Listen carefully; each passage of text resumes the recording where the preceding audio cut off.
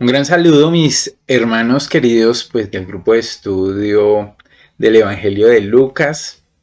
Vamos a seguir estudiando Lucas esta semana. Ha sido de edificación para cada uno de nosotros estudiar el libro de Lucas porque hemos visto diferentes facetas del Señor Jesús en estos dos capítulos que apenas llevamos de los 24 de Lucas.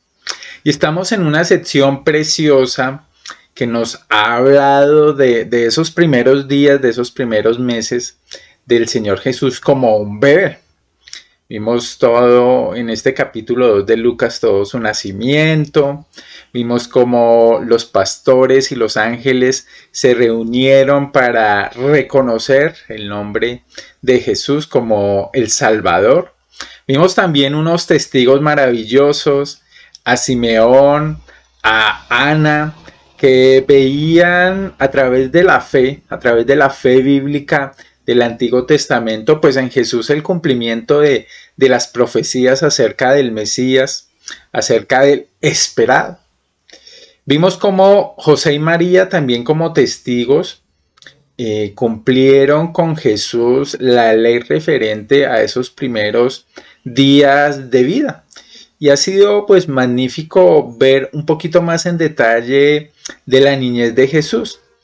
Y vamos a finalizar esta fase del niño como un bebé, apenas con dos versículos, del versículo 39 al 40, que quiero que leamos en la versión Reina Valera, mis hermanos.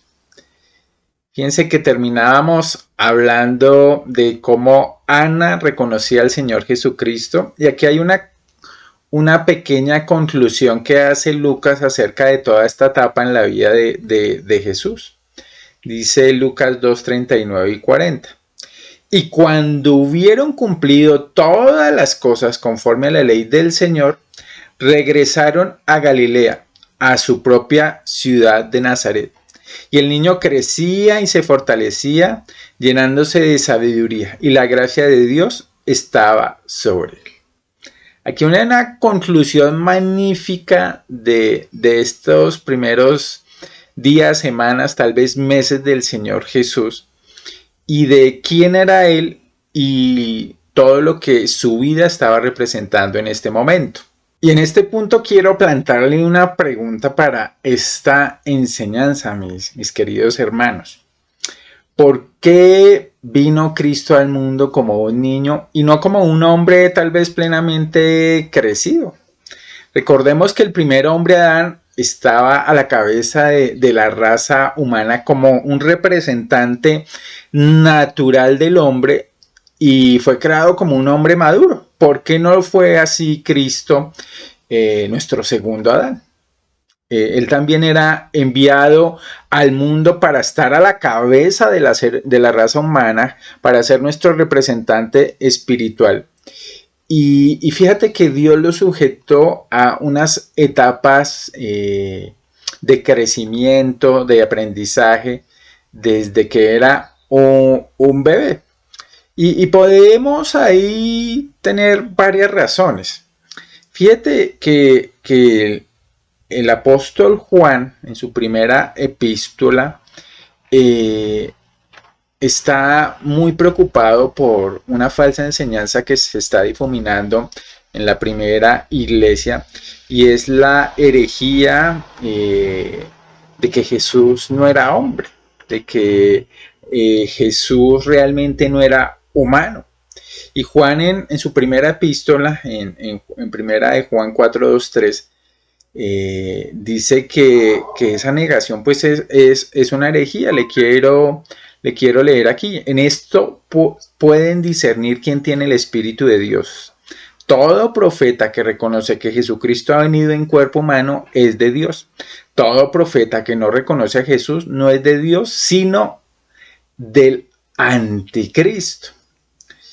Y fíjate, mi hermano, que es muy importante que reconozcamos tanto la deidad que estudiamos en Juan, como la humanidad de Jesús, que también estudiamos en Juan y que ahora vemos aquí reafirmada en en estos versículos, con una realidad muy importante para nosotros, es que Jesús es nuestro ejemplo.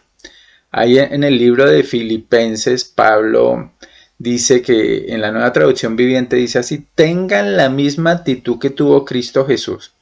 Aunque era Dios, no consideró el ser igual a Dios como fuera algo a lo cual aferrarse. Y mis hermanos, aquí hay un llamado para nosotros, tener la misma actitud de Cristo.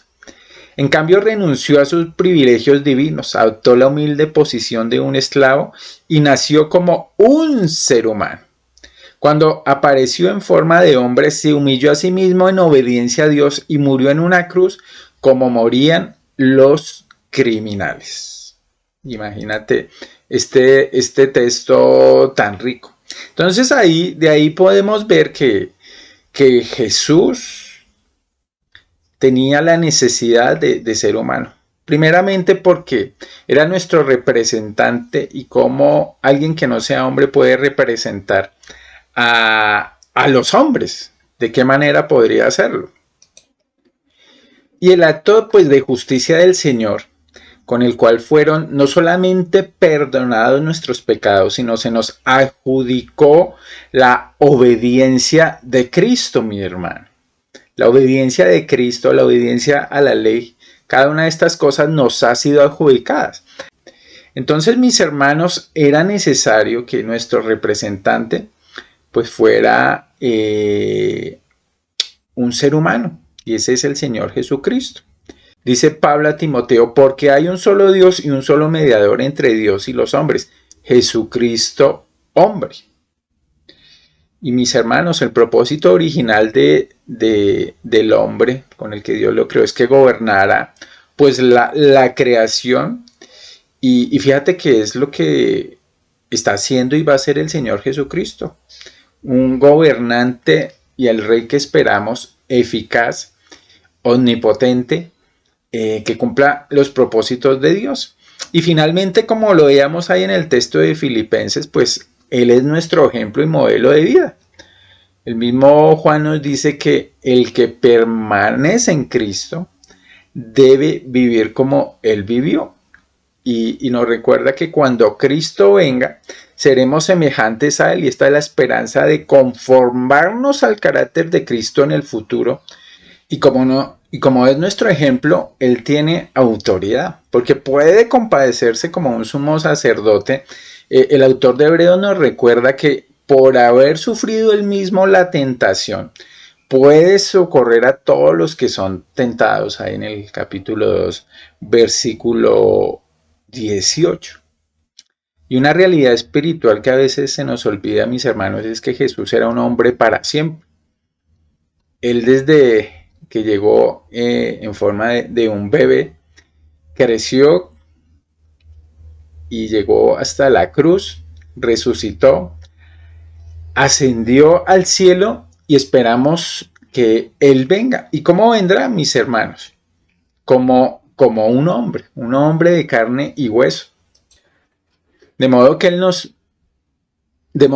se hizo hombre temporalmente, sino que su naturaleza divina quedó permanentemente unida a su naturaleza humana y vive para siempre, no solo como el eterno Hijo de Dios, como la segunda persona de la Trinidad, sino también como Jesús, el hombre que nació de José y de María.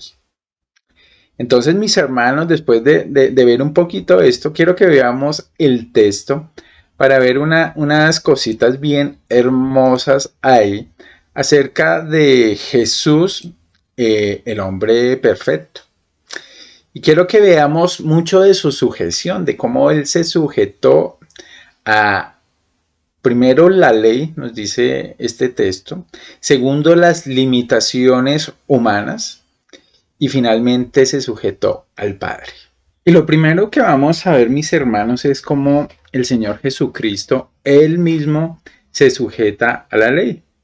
Aquí en la primera parte del versículo vimos: y cuando hubieron cumplido todas las cosas conforme a la ley del Señor.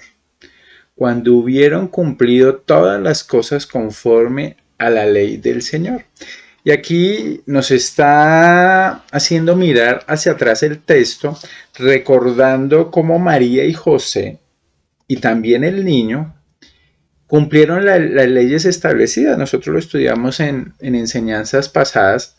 Las leyes establecidas de purificación, de presentación y cada una de estas cosas. Y aquí hay una conclusión con la que empieza Lucas para abrirnos la puerta a pensar en la Biblia acerca de cómo Dios envía a su Hijo al mundo para cumplir la ley, no para destruirla.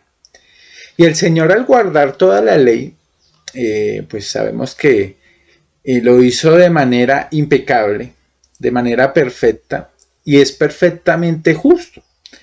Y sin lugar a dudas es el hombre ideal. Adán, que en el huerto del Edén violó la ley del Señor junto con Eva, es otra vez dramatizado este evento, y lo vamos a estudiar más adelante, en la tentación de Jesús en el desierto, como él también es tentado y vence a Satanás por medio de la palabra.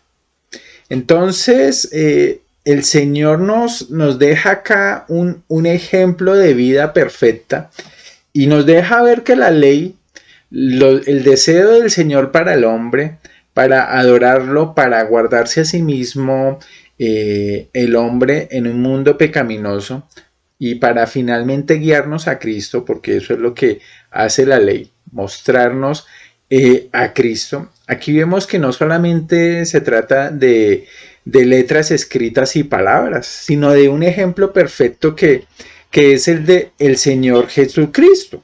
Entonces el Señor Jesucristo nos dice en Mateo que no pensemos de ninguna manera que Él ha venido para destruir, para abrogar la ley o los profetas.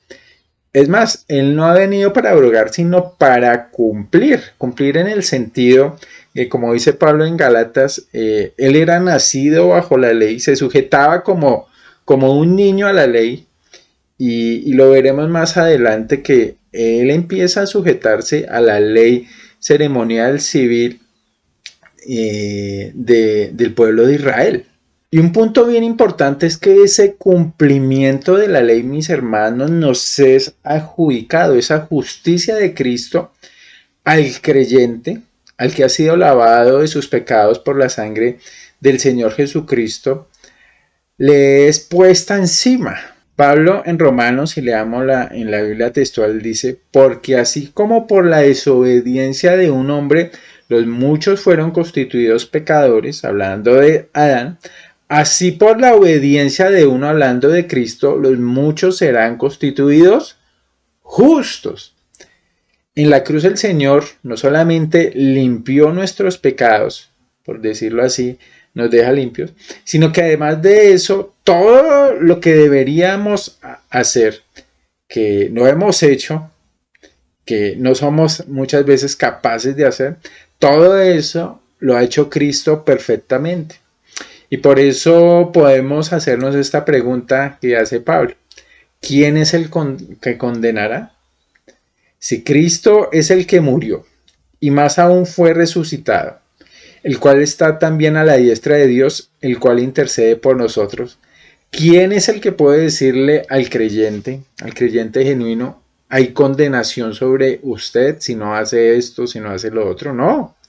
Aquí está hablando del pasado, cuando Cristo murió, pero también está hablando del presente, de que Jesús está vivo, ha resucitado y está en este momento a la diestra de Dios, ejerciendo una función bien especial, es que intercede por nosotros.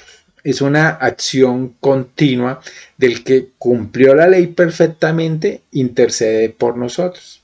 Entonces era necesario que el Señor Jesús se sometiera a la ley, era necesario que la cumpliera, y hemos sido, mis hermanos, beneficiados por la justicia de Cristo, el que la cumplió perfectamente. El hombre ideal ha cumplido la justicia perfectamente. Y lo segundo que vamos a ver, mis hermanos, es que el Señor no solamente se sujeta a la ley, sino que es sujeto a las limitaciones, a las debilidades humanas, hay que aclarar, excepto el pecado. El Señor Jesús no es un pecador. Y Filipenses decía que Él se hizo en forma de siervo, en forma de hombre, en forma de humano, y se sujeta a esas limitaciones. Aquí el texto nos lo deja ver no solamente en que dice que José y María regresaron a Galilea, a su propia ciudad de Nazaret, sino también que el niño crecía y se fortalecía llenándose de sabiduría. Llenándose de sabiduría. Y fíjate que antes de regresar a Jerusalén, se llevan a cabo una serie de sucesos bien importantes que nosotros conocemos, que nos narran otros evangelios. Antes de que ellos regresen a Jerusalén, imagínense que Mateo nos cuenta que José y María fueron visitados por los magos. Y conocemos esa narración donde los magos buscan al rey prometido, se encuentran con Herodes, se encuentran con los escribas y maestros de Herodes, quienes dicen que el rey debería nacer en Belén. Todo eso está en Mateo 2, del versículo prácticamente del 1 hasta el 23. Y empieza en su niñez el Señor a sufrir las vicisitudes humanas del rechazo y la persecución por ser quien es. Dice que después de que los magos, se presentaron delante del Señor y lo adoraron, tuvieron que huir de Egipto por el decreto de Herodes de matar con rabia asesina a todos los niños de menores de 2 años. Se produjo esa matanza brutal de bebés varones en la vecindad de Belén, y ellos huyeron a Egipto, y fue solo después de la muerte de Herodes que José, María y el niño Jesús regresan a Nazaret. Y lo que vemos en estos primeros versículos, mis hermanos, es que el Señor Jesús, sin lugar a dudas, desde muy pequeño tuvo que soportar y someterse a la persecución, al sufrimiento naturalmente humano, de la injusticia humana. Y fíjate que también este dato nos es importante, que él regresara a Galilea, a su propia ciudad de Nazaret. Por la escritura y por la historia conocemos que Nazaret no era el lugar más esperado. Él había nacido en un pesebre, recibe a los reyes magos que llamamos en una casa, seguramente en Belén o en la misma Jerusalén. Pero Nazaret era un lugar oscuro, despreciado y reprochado por el mismo Judá. Era un lugar humillante, si se puede decir así, para ser criado. Entonces el nacimiento de Jesús en un establo, su crianza en una villa pobre, en una villa al lado de personas que llamaríamos humildes, era parte de las circunstancias por las que el Señor estaba siendo sometido. Y nos dice Pablo que la gracia del Señor Jesucristo se ha manifestado a todos nosotros, en que por amor a nosotros se hizo pobre. Y aquí no está hablando no solamente de una pobreza de humildad, o de sometimiento, sino está hablando de una pobreza física. La familia de José y María no eran personas ni siquiera de clase media, eran trabajadores obreros que trabajaban muy duro para vivir cada día. Nos sigue diciendo Pablo que aún él siendo rico se sometió a esa pobreza para que nosotros fuéramos sin lugar a dudas enriquecidos espiritualmente.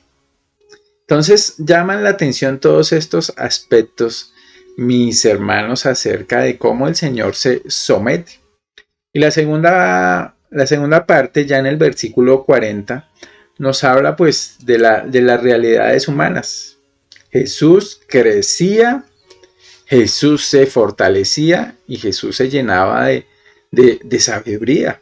Y este crecimiento, sin lugar a dudas, es una realidad del ser humano, como un ser vivo. Dios no crece ni decrece. Dios sabemos que no solamente es omnipotente, es omnisciente, sino tiene una característica, un atributo fundamental que es inmutable, no cambia. Y aquí el Señor Jesús se nos dice que crecía. Y el Señor con un cuerpo humano nació como todos los hombres nacemos.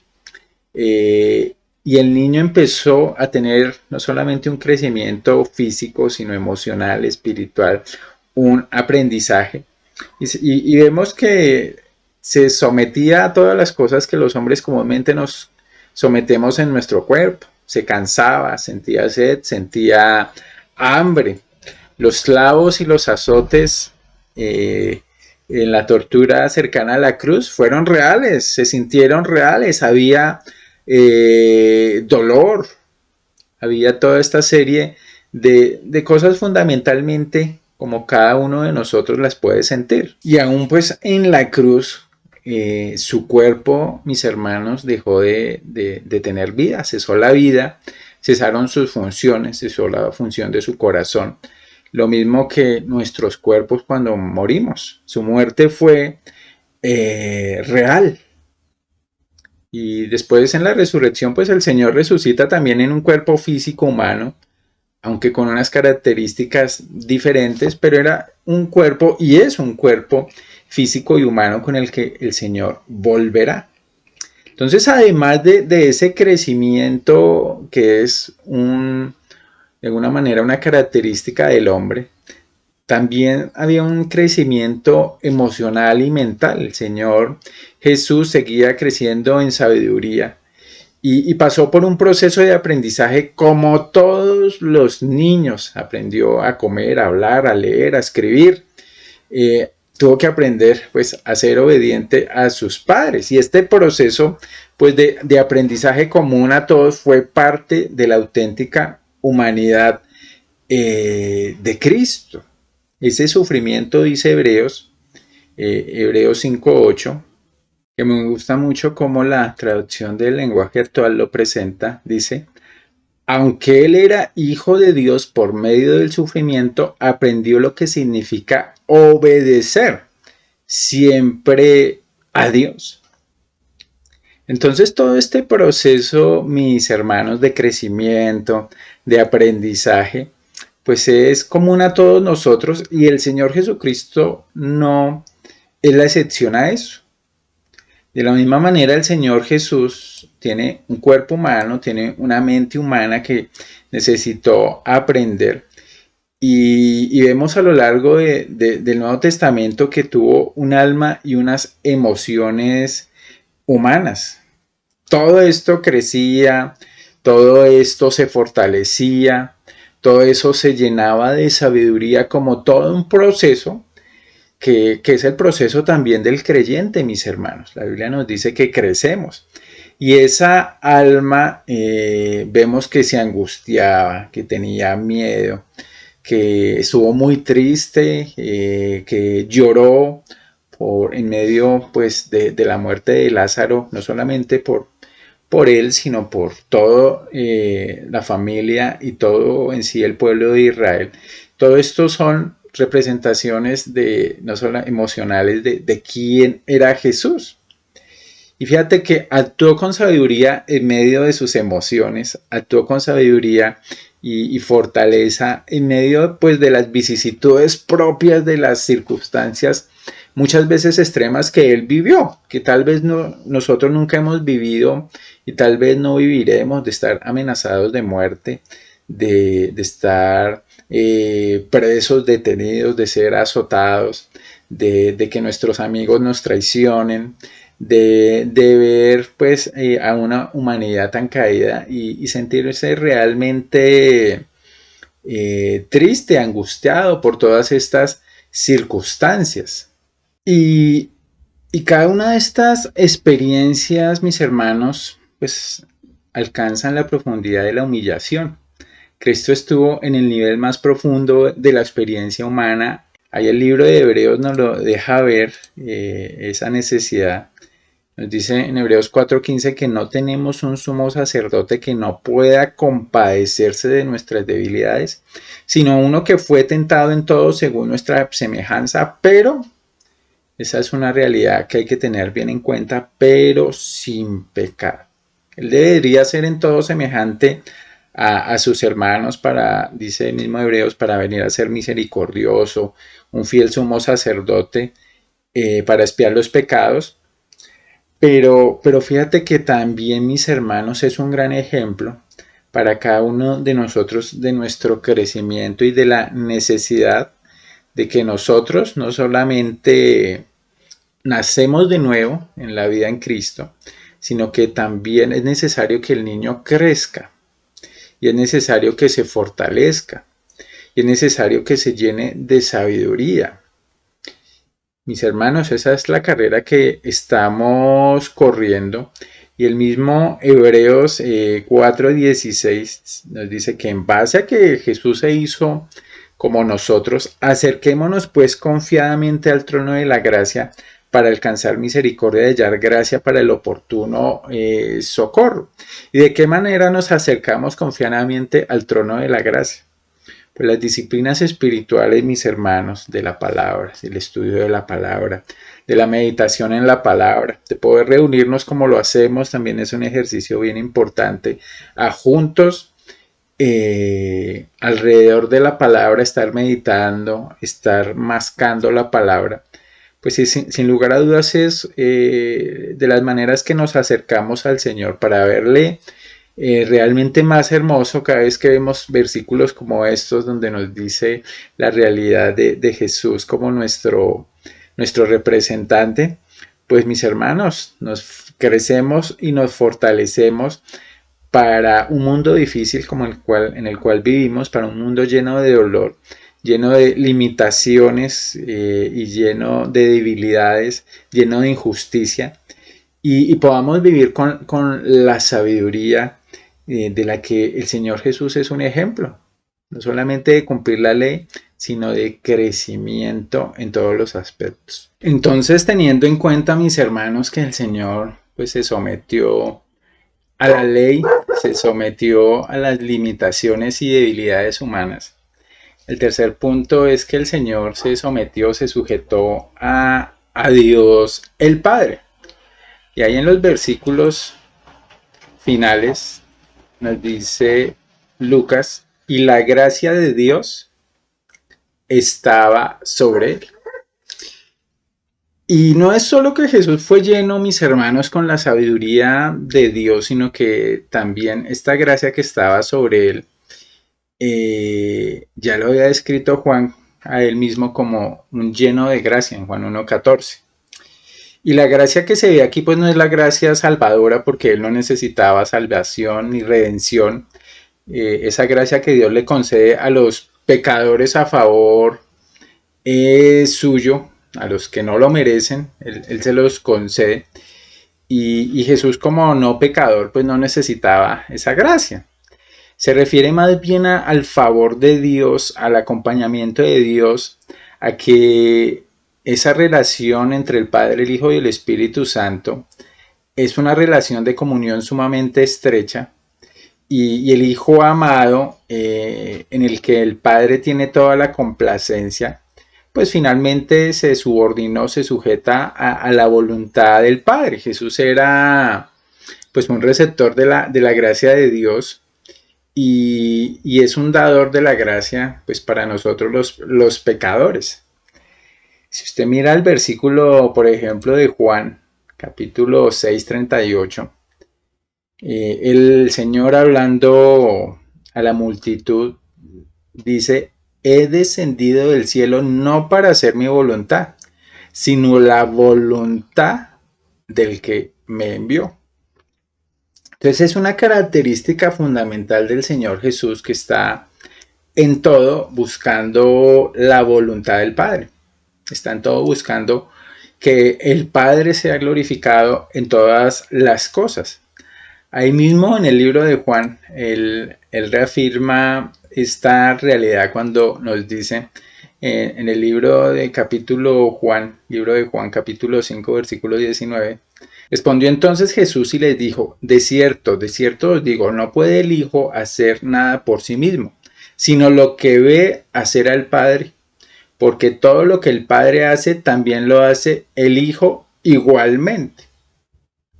Entonces, mis hermanos, este desarrollo del Señor que crecía, que se llenaba de sabiduría, que aprendía, también lo vemos al nivel espiritual.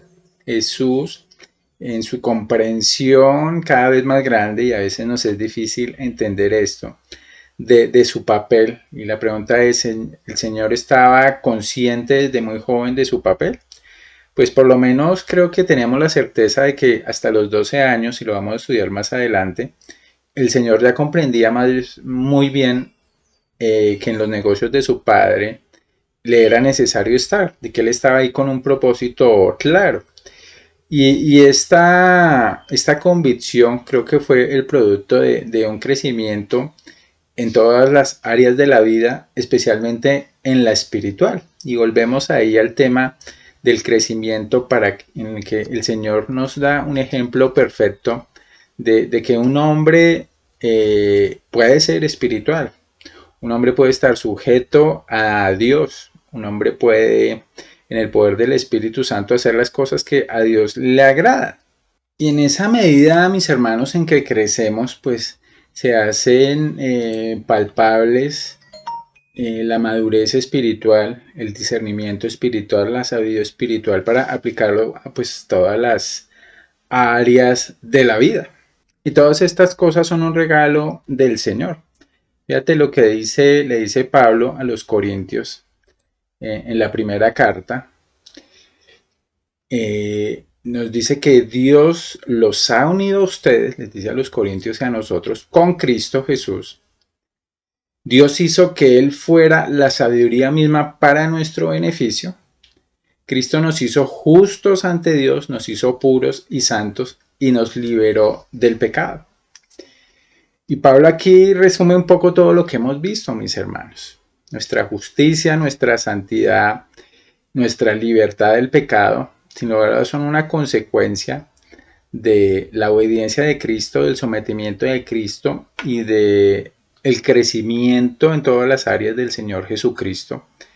No solamente nos puso en esa posición, sino que ahora nos es un ejemplo para cada uno de nosotros, para que le imitemos en todas las cosas, mis hermanos. La vida de cristiano, entonces, es un crecimiento continuo, y en la medida que permanecemos en el Señor, en la medida que su rica savia, la rica savia de su espíritu, de la palabra de Dios, de la iglesia, crezca en nuestros corazones, en esa medida, mis hermanos, daremos fruto, y con el Señor también podemos decir que estaremos y participaremos pues de la gracia del Señor. Entonces es un gran aliento, mis hermanos, para cada uno de nosotros. Y con eso queríamos concluir hoy la meditación en estos dos versículos bien hermosos, y que el Señor pues nos siga llenando de su espíritu para que la obra de Cristo continúe haciendo crecer nuestras almas. Lo ponemos así delante del Señor. Un abrazo, mis hermanos, que el Señor me los bendiga. Nos vemos el viernes, si Dios lo permite. Chao.